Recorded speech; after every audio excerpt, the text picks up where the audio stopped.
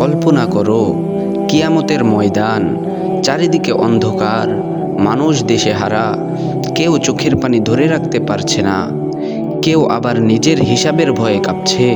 হঠাৎ আল্লাহর হুকুম আসে, যারা দুনিয়ায় সুখে দুঃখে আমাকে স্মরণ করত তাদের সামনে নিয়ে আসো, আজ তাদের মুখে কোনো ভয়ের ছায়া থাকবে না।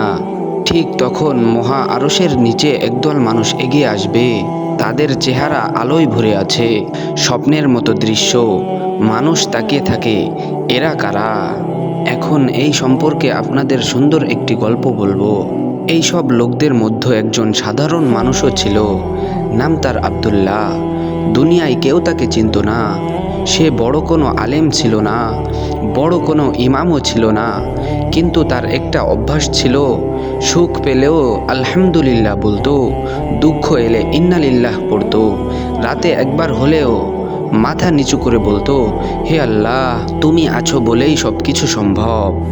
মানুষ হাসলে সে বলতো আল্লাহ ভালো রাখুক, আর মানুষ কাঁদলে সে বলতো আল্লাহ ধৈর্য দিক। দুনিয়ায় কেউ তার এসব মনে রাখেনি, কিন্তু আল্লাহ মনে রেখেছিলেন।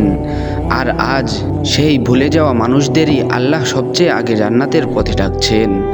আব্দুল্লাহ দাঁড়িয়ে আছে জান্নাতের দরজার সামনে, ঠোঁটে কাঁপছে দোয়া, চোখে অশ্রু, আর ফেরেশতারা তাকে বলে, দুনিয়ায় তুমি আল্লাহকে স্মরণ করেছিলে, আর আজ আল্লাহ তোমাকে স্মরণ করছেন। এদিকে আসো, জান্নাত তোমার অপেক্ষায়।